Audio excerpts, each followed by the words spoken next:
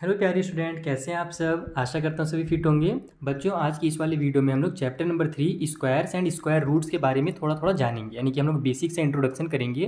और आपकी जानकारी के लिए मैं बता दूं, अगर आपने हमारे एक्सरसाइज की वीडियोज़ नहीं देखे हैं तो ज़रूर देख लेना। इंट्रोडक्शन से पहले मैंने एक्सरसाइज का ही वीडियो बना दिया है। उसका वीडियो का जो लिंक रहेगा वो आपको ऊपर आई बटन में भी मिल जाएगा और नीचे डिस्क्रिप्शन बॉक्स में मिल जाएगा।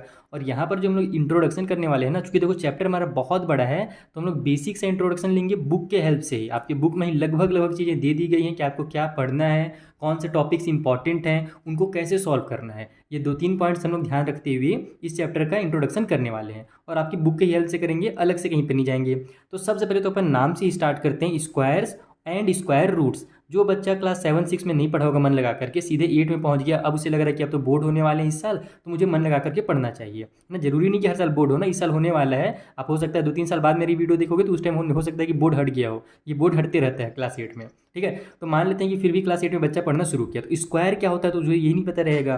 तो देखो स्क्वायर का मतलब क्या होता है, जैसे कि मान लो ये मेरा एक नंबर ले लेता हूँ मैं 4, ठीक है। तो 4 का स्क्वायर कितना होगा। 4 का स्क्वायर का मतलब क्या होता है कि इसके पावर में से 2 लिख देना, इसको ही स्क्वायर कहते हैं। पावर में 2 लिख देने का मतलब क्या होता है कि हम लोग 4 का मल्टीप्लाई करेंगे 4 से। तो जब हम लोग 4 का 4 से मल्टीप्लाई करेंगे तो कितना आएगा, 16 आएगा। इसका मतलब 4 का जो स्क्वायर है वो 16 है। समझ में आया। ये जो बड़ा नंबर होता है ये स्क्वायर कहलाता है। जब किसी भी नंबर का अपन उसी नंबर से मल्टीप्लाई करते हैं और जो आंसर आता है, प्रोडक्ट आता है, वही नंबर क्या कहलाता है, छोटे वाले नंबर का स्क्वायर। अब स्क्वायर रूट क्या होता है, तो ये जो छोटा वाला नंबर है ये बड़े वाले नंबर का स्क्वायर रूट कहलाता है। यानी कि अगर हमको 16 दिया हुआ है और हमसे पूछा जाए कि बताओ इसका स्क्वायर रूट क्या होगा, तो इसका स्क्वायर रूट 4 होगा।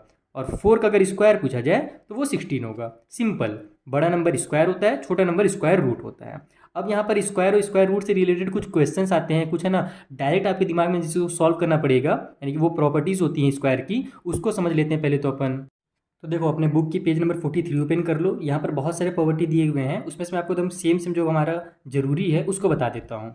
जैसे देखो सबसे पहले तो प्रॉपर्टी नंबर 1 है, ये बहुत जरूरी है। इससे रिलेटेड आपको एग्जाम में भी तो क्वेश्चन आएंगे ही, और साथ ही आपके लाइफ टाइम ये वाला यूज़ होगा कि अगर कोई बड़ा सा नंबर दिया हुआ है, ठीक है, 1 2 3 6 7 9 इस टाइप से लंबा चौड़ा नंबर दिया हुआ है, उसके अगर लास्ट में 2 है, 3 है, 7 है या 8 है, तो इसका मतलब कि ये परफेक्ट स्क्वायर नंबर नहीं है। एकदम ध्यान रखना कि अगर लास्ट में 2 है, 3 है, 7 है या 8 है तो वो परफेक्ट स्क्वायर नहीं कहलाएगा। जैसे कि फॉर एग्जांपल मैं ले लेता हूँ 62। आपको देखना 62 किसी भी नंबर का स्क्वायर नहीं होता। और हाँ, एक चीज़ मैं बताना ही भूल जा रहा हूँ, अगर आप क्लास 8 में पहुँच गए हो, स्क्वायर और स्क्वायर रूट पढ़ रहे हो, अगर आप चाहते हो कि ये आपको ईजी लगे, तो जैसे बचपन में आपने टेबल याद किया था ना, मैं टेबल याद करने नहीं बोल रहा हूँ कि रट लो, लेकिन याद करने से ना बहुत ज़्यादा फायदा होता है। उसी तरीके से आप क्या करो कि 2 से लेकर के कम से कम 20 तक के स्क्वायर याद कर लो कि 2 का स्क्वायर 4 होता है, 3 का 9 होता है, 4 का 16 होता है, 12 का 144 होता है, 13 का 169 होता है, 14 का 196 होता है। बहुत आसान है याद करना, आप अपने दिमाग में ट्रिक बना करके खुद से याद कर सकते हो। तो 2 से लेकर के 20 तक अगर आप स्क्वायर याद कर लोगे तो ये चैप्टर आपको बहुत ज़्यादा ईजी लगने लगेगा, ठीक है। तो जब आप अपना स्क्वायर याद करोगे ना, तो जब आप देखना कि 2 से लेकर के 10 तक ही जब आप स्क्वायर लिखोगे, जैसे 2 का 4, 3 का 9, तो आप देखना लास्ट में कभी भी 2 3 7 या 8 नहीं आता है। तो अगर किसी भी बड़े से बड़ा नंबर दिया हो, जैसे देखो यहाँ पर बहुत सारे नंबर के एग्जाम्पल दिए हुए हैं, इसके लास्ट में देखो 2 है, इसमें 3, इसमें 7, इसमें 8 है, तो ये परफेक्ट स्क्वायर हमारा नहीं होगा। परफेक्ट स्क्वायर का मतलब समझ रहे हो ना। जैसे मान लो 64 लिखे रहता, तो 64 हमारा किसका स्क्वायर होता है, 8 का होता है। यानी कि अगर अपन इसका स्क्वायर रूट निकालें तो ये 8 मल्टीप्लाई 8 जब करते हैं ना तब 64 आता है। यानी 64 हमारा एक परफेक्ट स्क्वायर है, ठीक है। और यहाँ पर अगर हम लोग 62 को देखें तो किसी भी दो नंबर का अपन मल्टीप्लाई करेंगे आपस में, यानी कि मान लो 7 मल्टीप्लाई 7 करेंगे तो भी हमारा 62 नहीं आएगा, 9 मल्टीप्लाई 9 करेंगे तो भी 62 नहीं आएगा, और 8 मल्टीप्लाई 8 तो हमारा 64 होता है। कहने की मतलब है कि यही हमारे परफेक्ट स्क्वायर नहीं है, ठीक है। तो लास्ट में ये नंबर्स होने चाहिए, तो ये जब नंबर अगर होंगे तो समझ आना कि वो परफेक्ट स्क्वायर नहीं है। इससे रिलेटेड क्वेश्चन आगे एक्सरसाइज में आने वाले हैं। उसी तरीके से अगर हमारे पास बहुत बड़ा नंबर दिया हुआ है और लास्ट में अगर 1 जीरो है या फिर 3 जीरो है या फिर 5 जीरो है, यानी कि कितने जीरो हैं, ऑड नंबर वाले जीरो। ऑड नंबर जानते हो ना, ऐसे नंबर जो 2 से डिवाइड नहीं होते। जैसे 1 जीरो जो है तो 1 2 से डिवाइड नहीं होता, 3 जीरो है तो 3 जो है 2 से डिवाइड नहीं होता, 3 भी क्या कहलाएगा, ऑड नंबर कहलाएगा। अगर लास्ट में 5 जीरो है तो भी क्या होगा, ऑड जीरो कहलाएगा। अगर लास्ट में 7 जीरो है ना, अगर लास्ट में हमारे पास 11 जीरो हैं, तो इस तरीके से अगर कितना ही बड़ा नंबर है तो आप देख करके समझ सकते हो कि अगर लास्ट में ऑड नंबर्स हैं जीरो में तो वो हमारा क्या होगा, परफेक्ट स्क्वायर नहीं होगा। अगर लास्ट में 2 जीरो है ठीक है, या फिर 4 जीरो है यानी इवन नंबर वाली जीरो, 2 इवन होता है, 4 इवन होता है, 6 इवन होता है, तो लास्ट में अगर 6 जीरो है तो वो नंबर जो होंगे हमारे वो परफेक्ट स्क्वायर होंगे। ठीक है, तो यहाँ पर ध्यान देना कि अगर ऑड नंबर है तो हमारा परफेक्ट स्क्वायर नहीं होगा। उस तरीके से प्रॉपर्टी 3 और 4 भी है, इसका ज़्यादा वैसे यूज़ तो होता नहीं है, फिर भी यहाँ पर वही दे दिया तो मैं समझा देता हूँ आपको कि अगर कोई भी नंबर दिया हुआ है अगर उसको अपन 3 से डिवाइड देते हैं और रिमाइंडर अगर 2 बच जाता है तो वो नंबर भी हमारा परफेक्ट स्क्वायर नहीं होगा। जैसे यहाँ पर बहुत सारे एग्जांपल दिए हुए हैं, बाकी ये दोनों रूल का उतना ज़्यादा जरूरत नहीं पड़ता है, तो इसको मैं उतना समझाना नहीं जरूर समझूंगा। अगर आपको लगता है कि नहीं ये आप समझना चाहते हो तो मुझे कमेंट बॉक्स में बताना, मैं आपको कमेंट में इसको एक्सप्लेन कर दूंगा। ठीक है, जैसे 3 वाला मैं जल्दी से कर ही देता हूँ।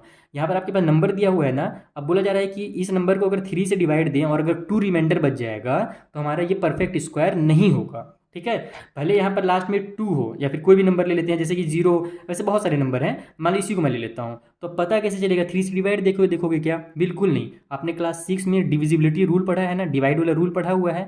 आप सभी नंबर को ऐड करो, देखो कि कितना, हम लोग 3 का रूल क्या जानते हैं कि सभी नंबर को ऐड करने के बाद जो नंबर आता है ऐड करने से अगर वो 3 से डिवाइड हो जाएगा तो ये नंबर भी 3 से डिवाइड हो जाएगा। तो देखो मैं ऐड कर रहा हूँ, 6 और 1 7 और 7 हो जाएगा 14, तो 14 3 के टेबल में आता है क्या? नहीं आता है, यानी कि ये 3 से डिवाइड नहीं होगा। तो रिमाइंडर कितना बचेगा? तो देखो 14 आ रहा है ना ऐड करने के बाद, हमको चाहिए कितना था? इससे 12 चाहिए था। अगर 12 आ जाता तो हमारा ये 3 नंबर यानी ये जो नंबर था अगर इसका मैं सम करता हूँ 12 आता तो 3 से डिवाइड हो जाता, लेकिन आ जा रहा है 14 जो कि 2 ज़्यादा है। तो देखो यहाँ पर 2 आपका क्या बच जा रहा है? रिमाइंडर बच जा रहा है। इसका मतलब ये 3 से डिवाइड करने पर 2 रिमाइंडर बच रहा है, इसीलिए इसका ये परफेक्ट स्क्वायर नहीं होगा। इसको भी आप देखना सभी को ऐड करोगे तो आपका 7 और 2 9 और 2 11 आ जा रहा है। लेकिन हम क्या जानते हैं कि अगर 9 आता है 11 से छोटा नंबर ऐड करने के बाद तब हमारा 3 से डिवाइड होता है, लेकिन 11 आ रहा है जो कि डबल 2 ज़्यादा हो जा रहा है ना, यानी 2 रिमाइंडर बच जा रहा है। तो वही चीज़ यहाँ पर लिखा हुआ था, उसी वजह से ये प्रॉपर्टी 4 भी है। इन दोनों को समझना जरूरी नहीं है। चलो आगे समझते हैं।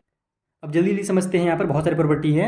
कभी भी अगर हमारे पास इवन नंबर दिया होगा तो उसका जो स्क्वायर निकलेगा वो भी इवन निकलेगा, ध्यान रखना। जैसे 2 हमारा इवन नंबर है तो स्क्वायर उसका 4 होता है। उसी तरीके से 8 हमारा इवन है तो उसका स्क्वायर 64 होता है, ये भी हमारा इवन नंबर है। उसी तरीके से अगर हमारे पास ऑड नंबर दिया हुआ रहेगा तो उसका जो स्क्वायर होगा वो भी हमेशा क्या होगा? ऑड होगा। जैसे 9 एक ऑड नंबर है, उसका स्क्वायर भी देख लो आप ऑड निकला। 5 ऑड नंबर है, उसका स्क्वायर भी ऑड निकला। अगर हमारे पास कोई फ्रैक्शन दिया हुआ है, अगर हम लोग उसका स्क्वायर कर रहे हैं तो जो हमारा स्क्वायर निकलेगा ना वो हमेशा छोटा होगा फ्रैक्शन वाले नंबर से। जैसे 2/3 था, अगर आप इसका स्क्वायर करोगे तो 4/9 आ जाएगा। ऊपर भी 2 का मल्टीप्लाई हो जाएगा, नीचे 3 से 3 का मल्टीप्लाई हो जाएगा, तो 4/9 आ गया। तो जब आप कंपेयर करोगे, देखो कंपेयर करना भी यहाँ पर आपको नहीं सिखा सकता, कंपेयर करने वाला वीडियो मैंने बहुत पहले बनाया था फ्रैक्शन वाला, है ना। वहाँ पर हम लोग क्रॉस मल्टीप्लिकेशन से कंपेयर करते हैं। अगर आपको वो सभी वीडियो देखना है तो आप मुझे बताना कमेंट बॉक्स में, वो फिर से बना दूंगा मैं। ठीक है, तो हम लोग कंपेयर करेंगे, देखेंगे कि हमारा ये जो 4/9 आया स्क्वायर करने के बाद ये क्या है होता है? छोटा हो जाएगा 2/3 से। तो कभी भी कोई फ्रैक्शन का जब हम लोग स्क्वायर निकालते हैं तो जो आंसर आता है वो हमेशा क्या होता है? छोटा होता है हमारे फ्रैक्शन वाले नंबर से।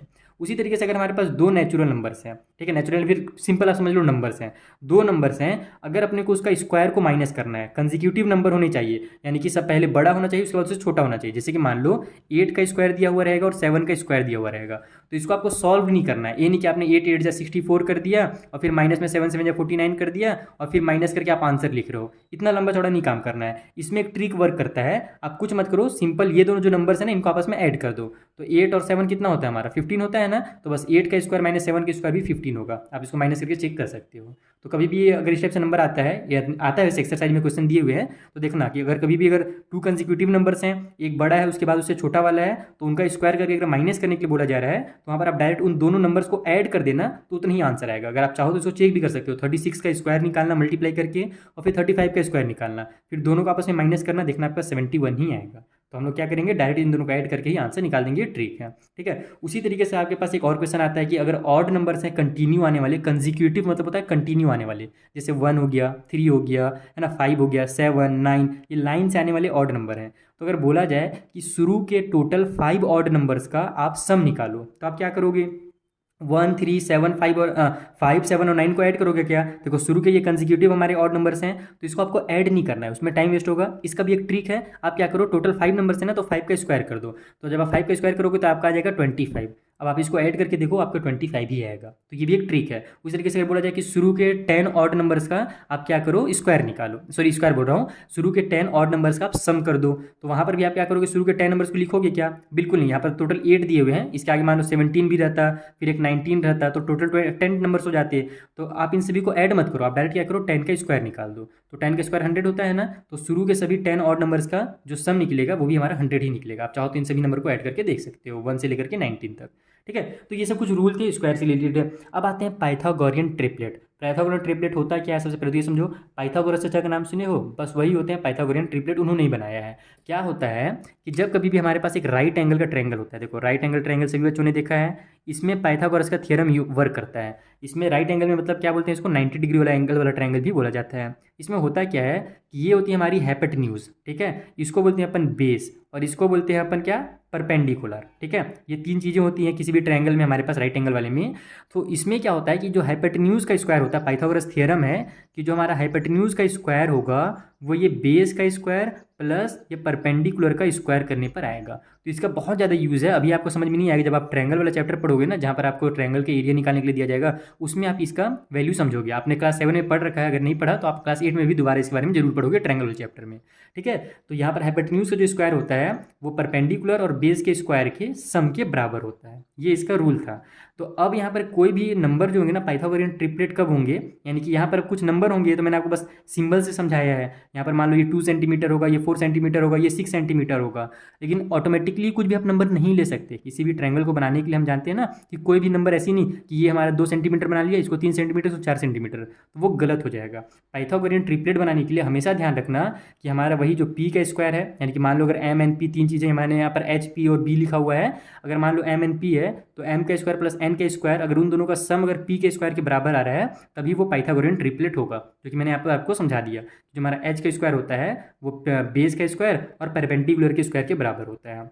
अब इसको फाइंड करने के लिए एक फॉर्मूला है हमारे पास कि मान लो अगर आपको एक पाइथागोरस वाला दिया हुआ है, बोल दिया गया कि एक पाइथागोरस हमारे पास क्या है, ट्रायंगल है, जिसका एक जो सबसे छोटा वाला साइड है उसको मान लो आपको बोल देता है कि वो हमारा 6 है, या फिर कुछ भी दे दिया, मान लो इसको बोल दिया 6 है, तो बचे हुए दो साइड आप फाइंड करो। तो सिंपल है, जो हमारा पहला साइड होता है ना उसको 2m माना जाता है। देखो यहाँ पर पहला जो साइड होता है, जो सबसे छोटा होता है, उसको 2m मानते हैं। जो उससे बड़ा होता है उसको एम स्क्वायर माइनस 1 माना जाता है, और जो सबसे बड़ा होता है उसको एम स्क्वायर प्लस 1 माना जाता है। तो अगर ये 6 है हमारे पास, अगर ये दे दिया गया है तो हमको इसका मतलब 2m दे दिया गया है, तो वहाँ से हम क्या करेंगे, m की वैल्यू निकालेंगे। तो यहाँ पर 2m हमारे पास 6 है, तो हम लोग m निकालने के लिए 2 से इसको डिवाइड दे देंगे, तो 6 को 2 से डिवाइड दो तो आपका 3 आ गया, यानी m की वैल्यू 3 आ गई। अब आप m का स्क्वायर माइनस 1 करोगे तो आपको इसका वैल्यू मिल जाएगा, m का स्क्वायर प्लस 1 करोगे तो इसका वैल्यू मिल जाएगा। ये सब क्वेश्चन मैंने आपको एक्सरसाइज में डिटेल में समझाए हैं। एक्सरसाइज वाली वीडियोस देखना, नीचे डिस्क्रिप्शन बॉक्स में भी लिंक है, आई बटन में भी लिंक है, आपको ये बहुत अच्छे से समझ में आ जाएगा। तो यहाँ पर हमारे जो बेसिक दिए हुए थे प्रॉपर्टी वो मैंने आपको समझा दिया। चलिए अब इसके बाद ये वाला जब एक्सरसाइज आपका कंप्लीट हो जाएगा, ये 3b में ये सब दिए हुए हैं, 3a में तो आपको स्क्वायर रूट फाइंड करने के लिए दिया हुआ है। स्क्वायर रूट फाइंड करने का सिंपल सा तरीका वही है आपका, आप क्या करोगे, फैक्टर करोगे, प्राइम फैक्टर वाला तरीका। ये मैंने शायद आपको मिस कर दिया बताना, अगर मान लो ये नंबर दिया हुआ है, अगर आपको इसका स्क्वायर रूट निकालना है तो सिंपली आप क्या करोगे, प्राइम फैक्टर निकालोगे सभी का और पेयर बना करके उसका मल्टीप्लाई कर दोगे, आपका स्क्वायर रूट निकल जाएगा। ये आपने पहले ही पढ़ा है, बाकी एक्सरसाइज वाला वीडियो देखोगे ना, एक आठ भी क्वेश्चन समझ जाओगे तो पूरा आपसे बन जाएगा, ठीक है। तो 3b में आपके पास मेन ये आने वाला था। 3c में क्या है भैया, चलिए उसको भी समझते हैं।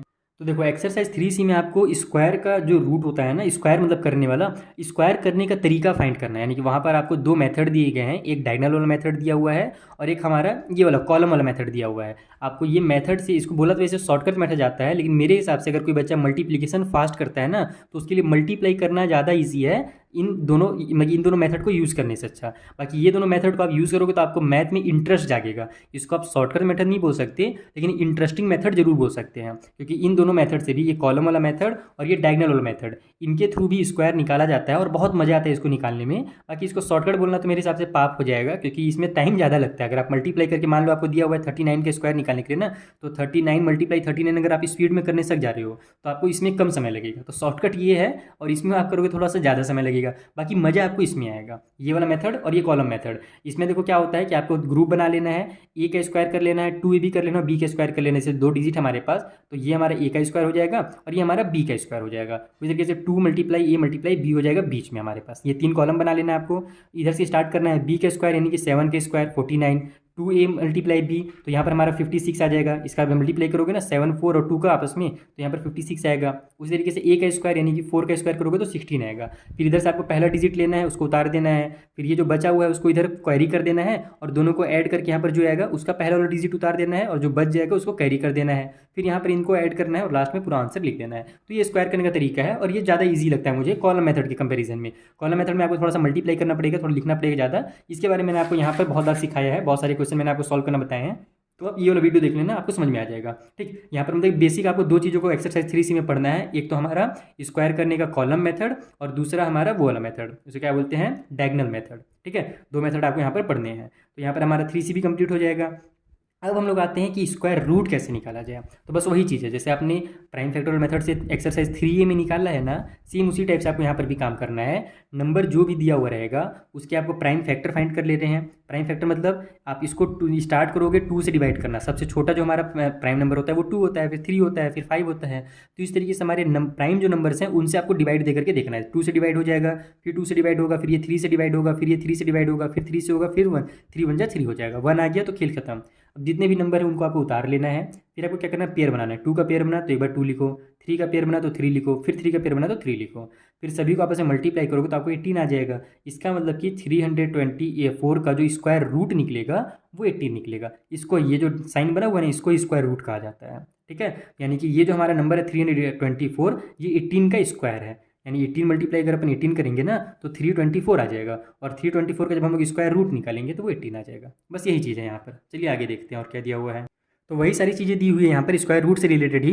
बस ये जो इंपॉर्टेंट क्वेश्चन यहाँ पर दिया हुआ है, ये वाला मेथड दिया हुआ है, वर्ड प्रॉब्लम जो आपको दिया हुआ है ना, ये आप जरूर समझना। यहाँ पर एक्सरसाइज 3D में भी समझना, और अगला जो हमारा एक्सरसाइज है 3E, उसमें भी आपको ये वर्ड प्रॉब्लम बार बार आएगा कि ये हमारे पास में यहाँ पर आपको स्क्वायर रूट निकालने से रिलेटेड क्वेश्चन रहेगा, वहाँ पर फिर आपको LCM HCF से रिलेटेड रहेगा। फिलहाल आप ये वर्ड प्रॉब्लम जरूर समझ लेना। इसका भी वीडियो मैंने पहले ही बना दिया है, तो बस यहाँ पर आपको मैं थोड़ा सा प्रमोट कर दे रहा हूँ, यानी बता दे रहा हूँ कि इसका वीडियो बन चुका है, आप वीडियो देख लीजिएगा। ठीक है, अब हम लोग आते हैं कि लॉन्ग डिवीजन मेथड क्या होता है। बहुत ही इंपॉर्टेंट है, एग्जाम के लिए भी इंपॉर्टेंट है और आपके आगे के क्लासेस के लिए भी इंपॉर्टेंट है। लॉन्ग डिवीजन मेथड क्लास 9 में आपको बहुत डिटेल में इसको पढ़ना पड़ेगा।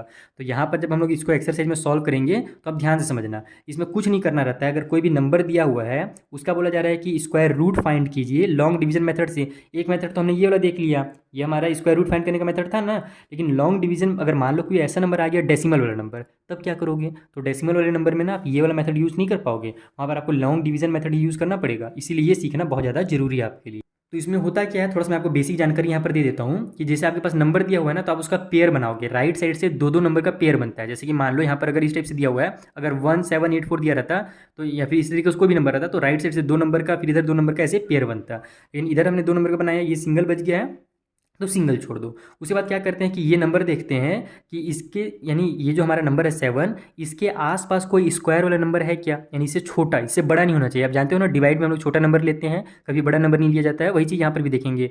तो 7 से छोटा जो होता है 4, वो एक स्क्वायर है, किसका है? तो 4 जो है वो स्क्वायर 2 का है। तो अगर आप 2 से लेकर के 20 तक याद करे रहोगे ना, तो लॉन्ग डिवीजन मेथड आपकी बहुत ईजी हो जाएगा। ठीक है, अगर आप स्क्वायर याद किए रहोगे तो देखो 2 जो हमारा 4 हो जाएगा, 7 में से 4 माइनस किए तो 3 आ गया। अब क्या करना है, यहाँ पर जो हमने नंबर लिया और यहाँ पर जो नंबर हमारा आया है, इन दोनों को आपस में ऐड करके यहाँ पर लिख देना है। तो 2 और 2 मेरा 4 हो जाएगा। अब यहाँ पर खाली जगह छोड़ा जाता है। अभी यहाँ पर तो आपको डायरेक्ट 8 दिख रहा होगा लिखा हुआ ना, जब हम लोग सॉल्व करेंगे तो देखना कि यहाँ पर जगह खाली छोड़ा जाता है। यहाँ पर आपको कुछ ऐसा नंबर लिखना रहता है जिसको हम लोग यहाँ भी लिखें, और फिर टोटल जो मेरा नंबर बन जाए उसका इससे मल्टीप्लाई करने पर इतना आ जाए। जैसे देखो यहाँ पर हमने माइनस किया तो 3 उतर गया, उसके बाद 84 पूरा साथ में उतरेगा, एक डिजिट नहीं उतरेगा। जैसे डिवाइड में एक एक नंबर उतरता था ना, यहाँ जो ग्रुप बना हुआ है वो उतरेगा। तो 84 आ गया। तो अगर मान लो यहाँ पर इसे हमने ऐड करके 4 लिखा था, यहाँ पर 8 तो आपको डायरेक्ट अभी लिखा हुआ दिख रहा है, लेकिन जब आप एक्सरसाइज में सॉल्व करोगे तब आपको इसे लिखा हुआ नहीं दिखेगा। यहाँ पर आपने मान लो 1 लिखा, तो यहाँ भी आपको 1 लिखना पड़ेगा। तो फिर आप देखोगे कि 41 बन जाए तो मेरा 41 हो जाएगा, 384 तो होगा नहीं। फिर आप दिमाग में लगाओगे कि अगर मैं 2 लिखता हूँ तो यहाँ भी 2 लिखना पड़ेगा। तो 42 जब मेरा 84 हो जाएगा, तो यहाँ तो मेरे पास 384 है, तो उससे भी काम नहीं चलेगा। उसी तरीके से आप दिमाग में भी बनाओगे और साइड में मल्टीप्लाई करके भी देखोगे कि अगर मैं 5 लिखता हूँ तो 45 बन जाएगा, फिर 45 का 5 से मल्टीप्लाई करूँगा तो इतना आएगा। तो वहाँ पर आ रहा है कि नहीं? तो नहीं आ रहा। वैसे तो इतना लंबा चौड़ा बार बार नहीं करना पड़ता है, आप लास्ट का डिजिट देख करके ही बना सकते हो। इसका मैंने शॉर्टकट तरीका आपको एक्सरसाइज में बताया है कि लास्ट का डिजिट देखना 4 है, इसका मतलब या तो यहाँ पर 2 लिखाएगा या तो यहाँ पर 8 लिखाएगा, क्योंकि 8 8 जा 64 होता है लास्ट में 4, और 2 2 जा ही 4 होता है लास्ट में 4।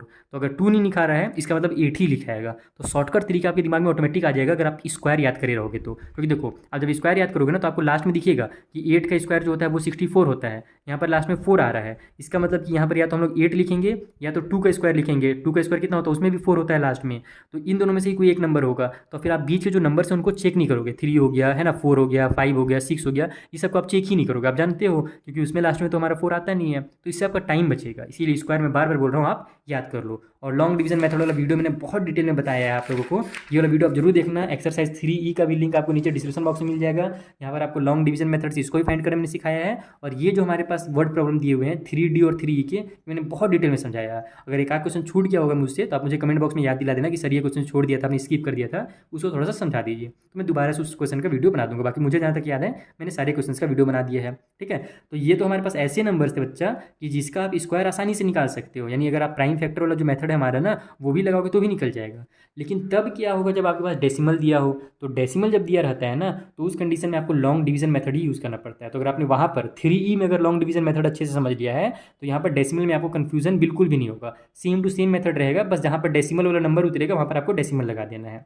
दो क्वेश्चन आपके एग्जाम यहाँ पर इंपॉर्टेंट दिए हुए हैं एग्जाम्पल नंबर 2 में और 6 में। यहाँ पर ये वाला देखो एग्जाम्पल नंबर 5 और 6, सॉरी, ये जो क्वेश्चन है ना यहाँ पे क्लास 9 में भी आ चुके हैं। ठीक है, ये तो मेरे हिसाब से नहीं याद है मुझे, लेकिन √2 को जो फाइंड करने का वैल्यू दिया हुआ है कि √2 को आप निकालिए डेसिमल के प्लेसेस तक वैल्यू उसका, तो ये आपके एग्जाम में यानी क्लास 9 में दिया हुआ रहता है। तो ये आप यहाँ पर जरूर सीख लेना, इसके बारे में मैंने नीचे आपको सिखाया हुआ है। जैसे क्वेश्चन नंबर 9 सिखाया है 3F का, यहाँ पर √3 का वैल्यू निकालना है। तो निकालने के लिए कुछ नहीं करना, अगर सिंगल नंबर है आपके पास तो आप क्या करोगे, डेसिमल लगा करके दो दो नंबर का पेयर बनाओगे। यहाँ पर अप टू 2 प्लेसेस बोला गया है ना, तो आप क्या करोगे 3 नंबर का पेयर बना लोगे, यानी कि 0 0 0 3 बार करना, यानी 3 बार पेयर बनाना, और अप टू 3 डिजिट का निकालना। फिर लास्ट में देखना कि जो हमारे पास 2 डिजिट आ रहा है, अपने को देखो क्या बोला था कि √2 का वैल्यू निकालिए डेसिमल के 2 प्लेसेस तक, up to 2 places of decimal. तो 2 प्लेसेस तक निकालने के लिए आपको 3 डिजिट तक निकालना है। 3 डिजिट के बाद देखना कि जो थर्ड वाला डिजिट है अगर वो 6 होगा या फिर 7 होगा या फिर 5 होगा तो इस वाले डिजिट को आप अगले में लिख दोगे। अगर मान लो यहाँ पर 4 1 और 6 आ जाता तो इसको फिर हम लोग 1.42 लिखते हैं अप टू 2 प्लेसेस तक, लेकिन यह 5 से कम आया इसीलिए 1.41 ही लिखा गया है। सेम टू सेम उसी तरीके से यहाँ पर भी है। हम लोग यहाँ पर ही बोला गया था कि 2 प्लेसेस तक ही निकालिए, हमने डेसिमल के बाद इसको 3 प्लेसेस तक निकाल के दिखाया गया है एग्जाम्पल में, तो उसीलिए निकाला गया। अगर आखिरी में हमारे पास 5 से ज़्यादा नंबर रहता तो हमारा ये जो लास्ट वाला डिजिट रहता ना ये हमारा 9 के बदले 10 बन जाता है, यानी 89 जो था वो 90 बन जाता हमारा।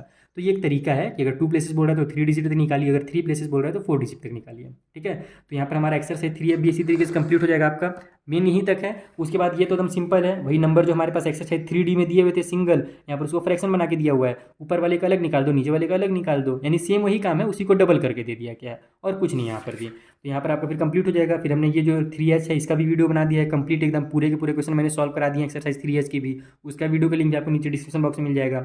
इसका मैंने टेस्ट पेपर जो है उसका वीडियो अभी तक नहीं बनाया है, तो हम लोग मिलते हैं नेक्स्ट वाले वीडियो में। देखो हमारा इंट्रो यहाँ पर कंप्लीट होता है। इंट्रो में मैंने आपको एकदम पूरी चीज़ें बता दी हैं कि आपको इस चैप्टर में क्या क्या पढ़ना है और कैसे पढ़ना है, कौन सी इंपॉर्टेंट है मैंने ये भी बता दिया। डायगोनल मेथड वगैरह पढ़ देना, डायगोनल मतलब वो कॉलम मेथड, ज़्यादातर कॉलम मेथड आता है। और उसके अलावा ये जो लॉन्ग डिवीजन मेथड है ये बहुत इंपॉर्टेंट है, इसको एकदम कॉन्सेप्ट के साथ पढ़ना, केवल पास होने के लिए नहीं पढ़ना है आपको, इसको लाइफ टाइम याद रखने के लिए कि हमारा जो लॉन्ग डिवीजन मेथड है वो कैसे सॉल्व किया जाता है, लाइफ टाइम याद रखने के लिए उसको पढ़ना है आपको। ठीक है, तो कॉन्सेप्ट वाला वीडियो मैंने पूरा बनाया हुआ है, सब देख लेना। अब हम लोग मिलते हैं नेक्स्ट वाले वीडियो में जहाँ पर जो टेस्ट पेपर 3 है हमारा उसके जितने भी क्वेश्चंस हैं उनको मैं आपको सॉल्व करना सिखा दूंगा। बाकी एक्सरसाइज के वीडियोस पहले ही बना दिया है मैंने। चलिए मिलते हैं नेक्स्ट वीडियो में। आपके सामने 2 विंडो पे लगे होंगे, अगर आप राइट वाले में क्लिक करते हो तो इस चैप्टर के आपको सारी वीडियोस मिल जाएंगी, चैप्टर नंबर 3 के इंट्रोडक्शन से लेकर के टेस्ट पेपर से लेकर के हमारे एक्सरसाइज, और लेफ्ट वाले में अगर क्लिक करोगे तो आप सीधे नेक्स्ट वीडियो में पहुँच जाओगे। Thank you for watching.